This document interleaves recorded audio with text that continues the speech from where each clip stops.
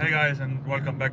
Today I'm gonna pick up a friend from the hotel who came to Tallinn from the other side of Estonia, and we are gonna head out to multiple locations today, and I'm gonna talk a bit about focusing and how to focus for sharp landscape images.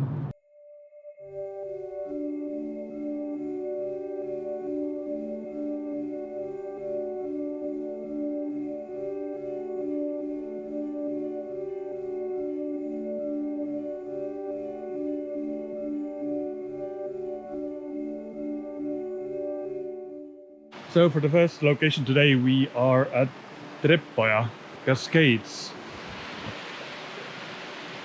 So it's a really pretty place, and I think it's a perfect place to talk about focusing.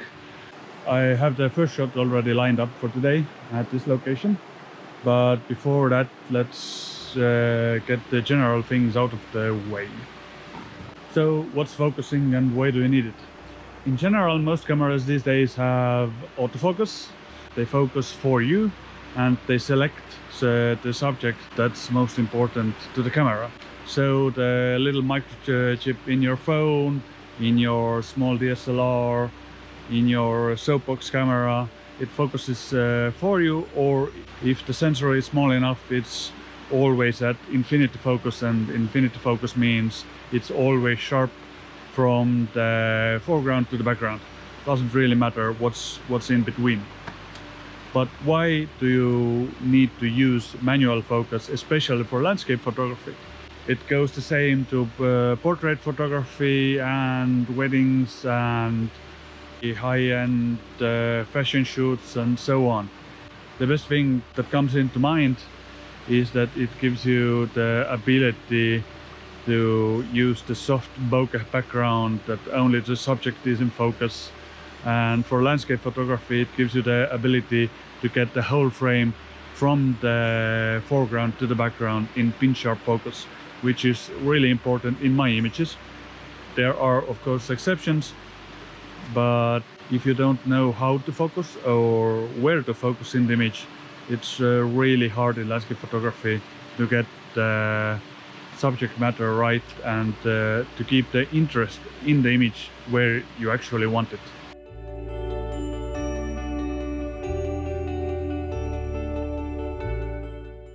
So Ermo is somewhere in the bushes and making a long exposure image, and for this image that I'm gonna take in a minute, there are actually two things I could talk about, but I think I'm gonna just stay at focusing today, because long exposure photography, I think I'll make another video about that separately, because it's a really wide subject to talk about.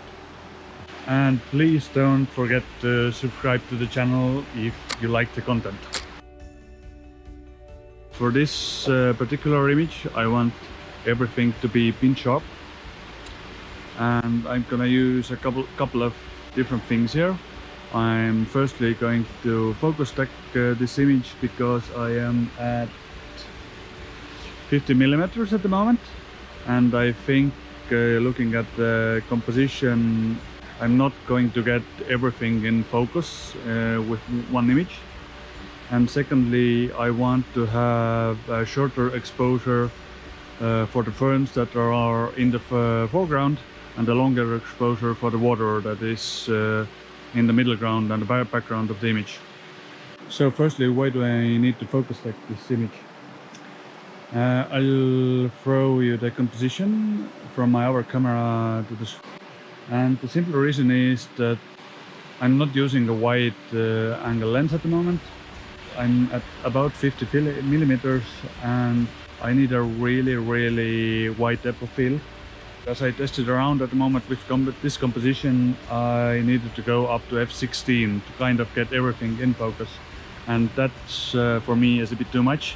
And this time I'm going to use the lens's sweet spot, which for my 24-70 is about f8, and I'm gonna focus stack the image in parts. I'm gonna firstly focus on the foreground, then on the middle ground, and then on the background.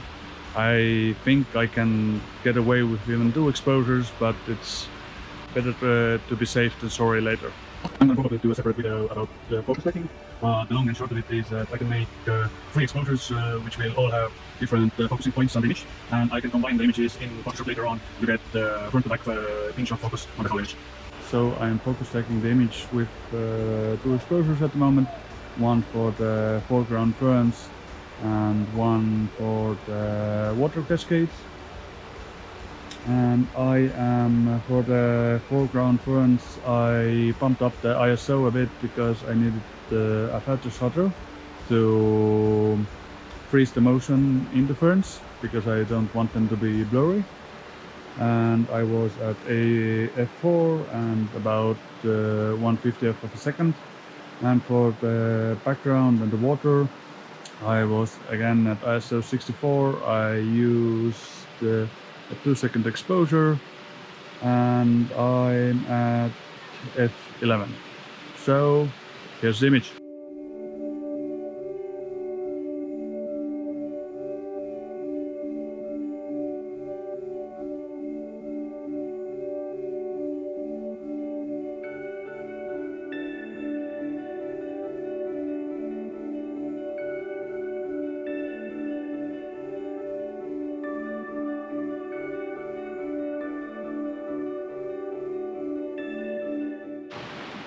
So that's it for this location. Did you get something? Yeah, of course. Cool. So let's pack up.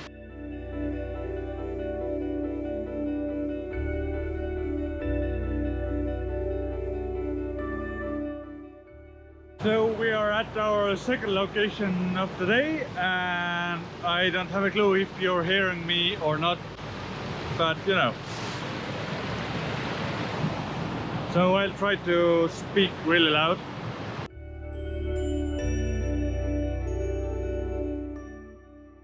And now comes the golden rule of landscape photography, focusing. Usually if you want everything to be in focus, try to focus on the 1/3 up of your image. I'll show you the video of my composition that I'm taking with my Nikon, and I'll mark the area. That's my focus point for this image. I'm using f11. That should be enough of depth of field to get everything in focus, because the foreground subject is not that close to the camera. The focus point is far enough that you can develop enough depth of field for the image. So the image itself is, I think, really nice. I'm not super comfortable with the time of day. I think this image will be better on another season when the sun is a bit lower and the light is a tad more subdued or soft, but I think it will work even now.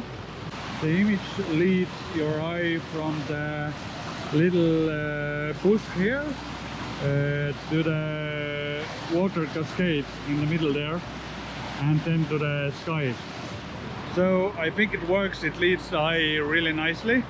And I'm at f11 now. We are at 8 seconds. I'm using Lee 6-stop or little stopper filter to do a long exposure, just to cut down the light enough. And what else? Yeah, that's about it, I think.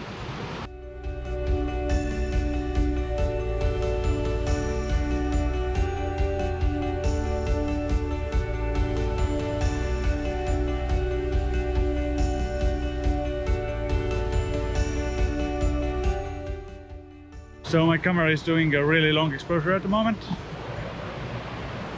and I just wanted to talk about where to focus in a regular, I don't know how to say it, just a landscape image in general. The first thing you do is think what you want, or what is your most important subject in the image. Look at the image as a whole. Do you want everything in focus? Do you want the subject only in focus? Do you want the focus to fade out the blur after the subject is there? Think of all those little things and then you can start to play with your focus. Usually if I want everything to be sharp, the first thing I do, I focus 1/3 up from the bottom of the image and then go from there. And then I'll already start to play with the f-stop to widen or make my depth of field more narrow. But 1/3 of the way up is usually the way I go.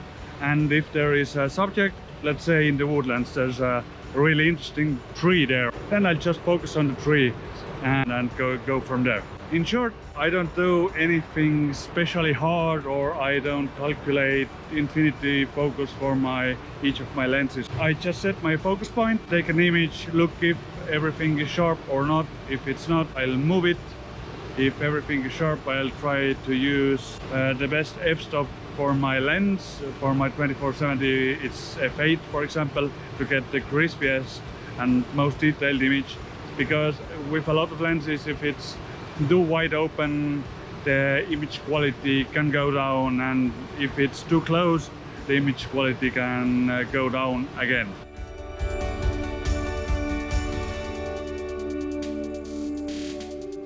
So 2 locations down for the day, and this is gonna be probably the last one.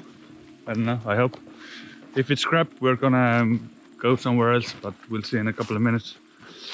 And I think, depending on the image that I find or don't find, I'm gonna talk a bit more about focusing, and then especially focusing on a beach, which is a bit harder in that sense that water moves and a lot of cameras don't want to take focus in the water.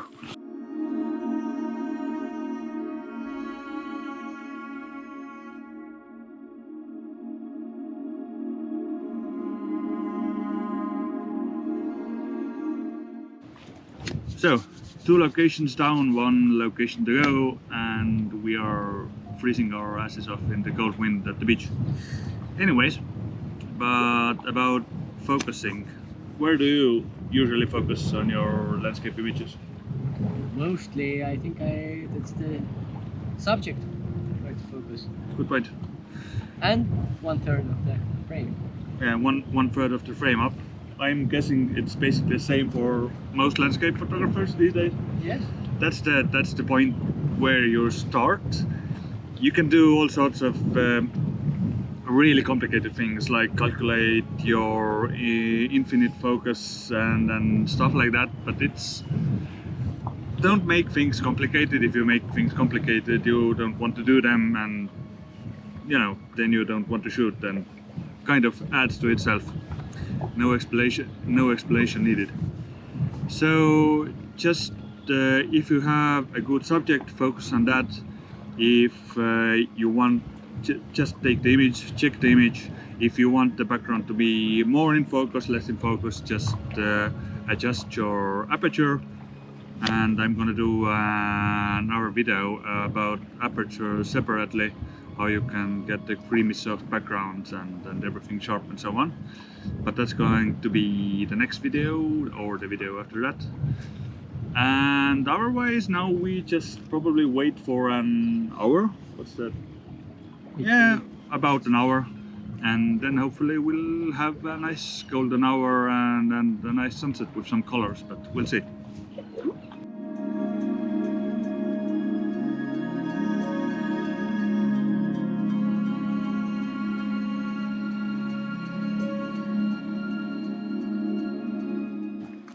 Anyhow, we have been here on the beach for the better half of an hour now, and the sun is setting.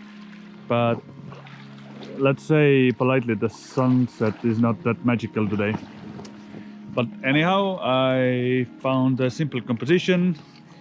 I have some, I don't know what these are, but some plants that are growing in a straight line, which is pretty cool. And they're leading the eye to the middle of the image, where there are some rocks and some green grass growing, and then to the sky, which is a bit pinkish today. So it's quite nice. I'm focusing 1/3 up on the image, as we were talking before, and let's see what happens. I think I got the settings dialed in now. I'm at f16, the exposure time is 1 second, ISO is 64. I'm at 26 millimeters about. I'm using a Lee polarizing filter, and that's about it. So let's take the image.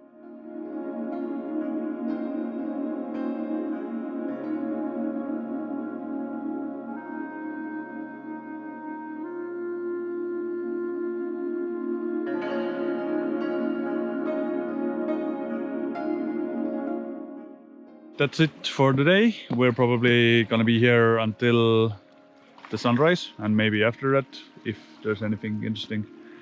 But just to recap the episode today, if you're doing landscape photography and you want everything sharp, just focus 1/3 up from the bottom of the image or the composition, and usually it's a really good starting point of getting everything in the background and in the foreground sharp. Just take a test image. If it's not, just up your f-stop a bit and try again. So it's kind of trial and error, and I think it's the easiest way. If you're shooting in a beach or you're just shooting water or waves, and if there's some reflections, especially during a sunset or sunrise, then try not to focus on the water, because it may show that it's focused, but many times a lot of cameras can deceive you in that way, and the focus can be really off. So just turn your camera 90 degrees to the ground, focus to the same length as you would in the water, and just turn your camera back.